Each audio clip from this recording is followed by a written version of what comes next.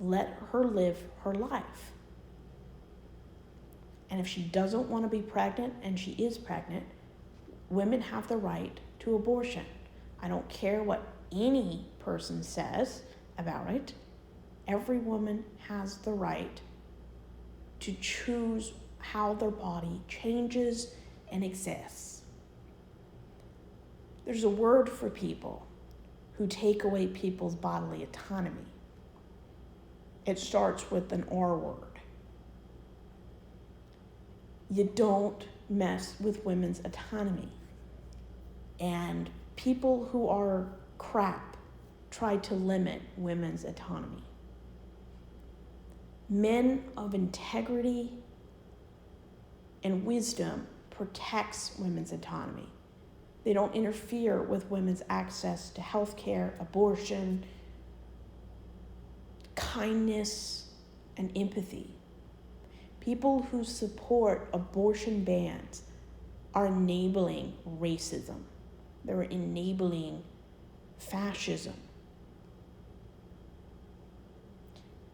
If men cared as much about protecting unborn children, they would wear a condom. But cis heterosexual men approximately only use a condom 1 out of 3 times. If men and society really cared about children, they would offer quality education, quality life, and decent care for children and mothers, but they don't. Women barely get paid maternity leave. We treat women like crap. And at the end of the day, when men try to control women's reproduction, autonomy, and the ability to speak in church and outside of church, women have every right to say no to sex, no to anything, because that's the only way to have autonomy, to remove anything that impacts our choice. If we can't change the law right now, then we remove the force so there isn't a reaction. And a lot of women are going man-free, sex-free, or they're having their tubes tied. I heard from a gynecologist friend of mine that tube tying and vasectomies have gone up over 90% since Roe versus Wade passed. If you want autonomy, you either stay abstinent or you have medical prevention, or you can use birth control, which conservative Christians, conservative Republicans want to do away with. Because it's not about protecting children. It's about controlling women, because they don't see women as people. They see them as pawns to gain influence. And it's all about queer phobia, it's all about racism.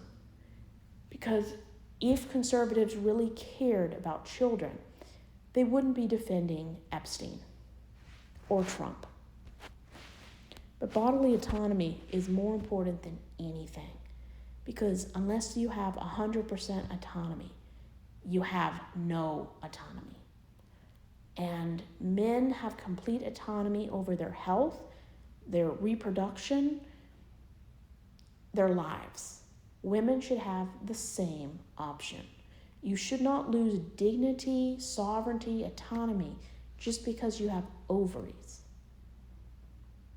And the way the healthcare system treats women is abhorrent. You don't have to convince a doctor to have your tubes tied. If men don't have to convince doctors, women shouldn't have to either. The way doctors treat women in this country is abhorrent. If someone wants to have their tube tied, then tie them. We need to stop expecting women to want to have kids. If that's your passion, go for it. If it's not, stop judging people. Pro-life is a racist policy. Because if they really cared about kids, they wouldn't be protecting pedophiles. They wouldn't be covering up CSA in church. They wouldn't move pedo pastors around. There would be complete, consistent accountability. They would prevent crimes against children and vulnerable women, but they don't. And when 50 years ago the church supported abortion and now they don't, this is what hypocrisy looks like. And it's in the White House.